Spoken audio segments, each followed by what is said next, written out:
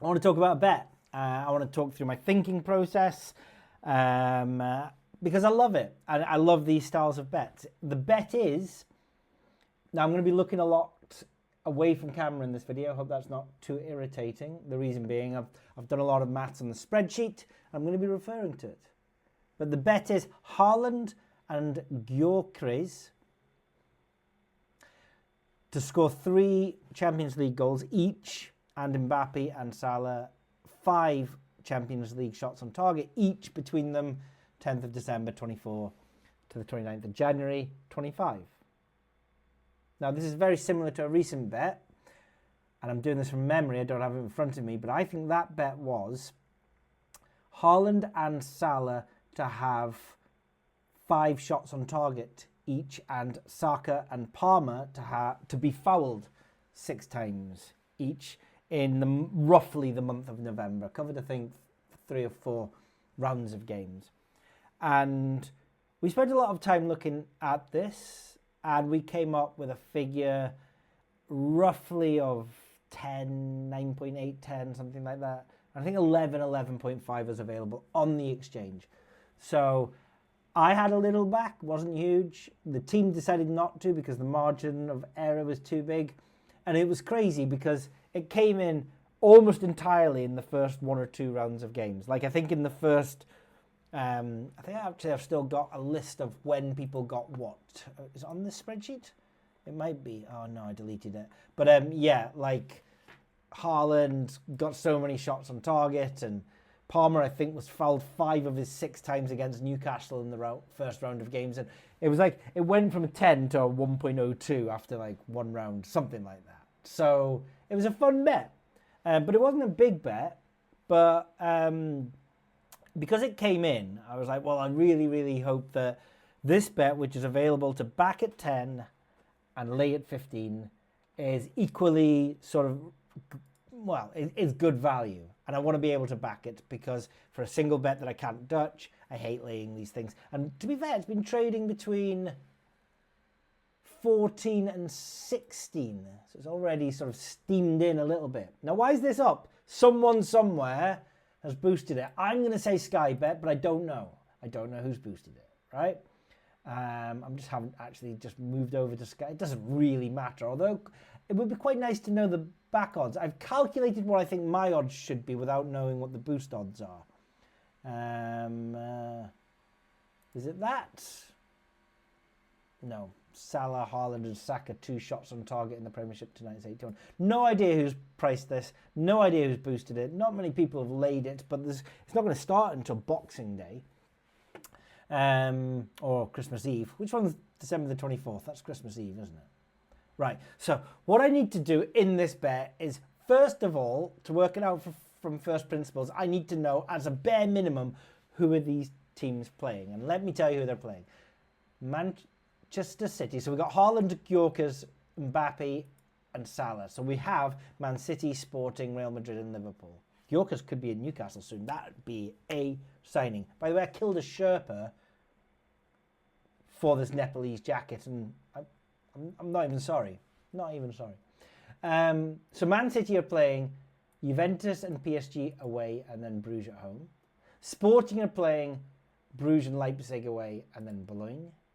Real Madrid are playing Atalanta, Salzburg and Brest. Liverpool are playing Girona, Lille and PSV. Is there 4 homes or 3 homes and 9 aways there? That's quite cheeky by whoever came up with this bet, because there's a little bit of a waiting there on teams travelling away. But here's what's interesting. Those teams that City, Sporting, and Real Madrid and Liverpool are playing are heavily weighted at the bottom half of this 36-team Champions League.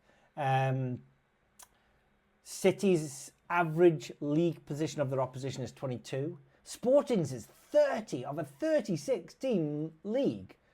Real Madrid's is 16 and Liverpool's is 20. So between them, they're actually mostly playing teams at the bottom. The only team that features in the top of the league just now is Atalanta in 5th. And that's the only team in the top 10 of those 12 teams that they're playing. So they are playing away more than home, but they are playing relatively easy teams. All of these things we need to sort of factor in and consider when we're doing our analytics, right? So here's my next question. What has been the expectancies of these players leading up until now? In terms of shots on target, which is the Mbappe and Salah bets, there have been 10 games, although do note that in one of the games against Lille, Mbappe started on the bench and came on after 56 minutes. The rest of them, Mbappe and Salah both started. And their expectancy in those games averaged 1.47 shots on target, a low of 1.04, which was Salah away to Leipzig, and a high of 1.92, which was Mbappe at home to Stuttgart. But an average of 1.47. Is that? Now we can split that up by player, and I have split it up by player. We're looking at 1.43 for Mbappe and 1.24 for Salah. So that's the average expectancy. By the way, interestingly, what happened in those games?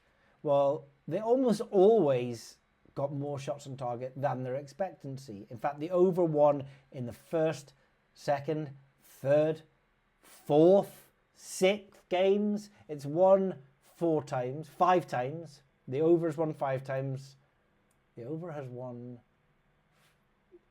1, 2, 3, 4, 5. The over has won 5 times. The under has won 4 times, and we're not going to count Mbappe when he was a substitute. So, but the thing is, Mbappe got 4 shots on target against Stuttgart. Maybe that slightly skews our data.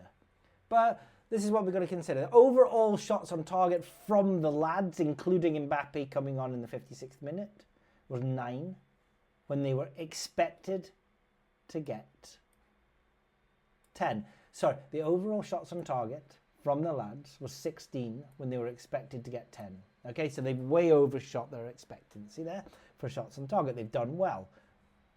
What about anytime goal scorer? So anytime goal scorer, we're now looking at Gyökeres for Sporting, soon to be Newcastle, hopefully, and Erling Haaland. Now, I actually lumped all players in together. Only one didn't start. It was the same player, Mbappe versus Lille. If you lump all 4 players together, you get an average of 0.62 for their expectancies, okay? And how many per match, that is. So that would have been an expectancy of 12.3 goals. How many did they get? Well, they got 12 goals. So that's quite bang on. The expectancies of goals has kind of matched the results. Let's just, however, because we're not that interested in the Salah and Mbappe, let's just take Haaland and Gyökeres. So let's remove Salah, let's move Mbappe.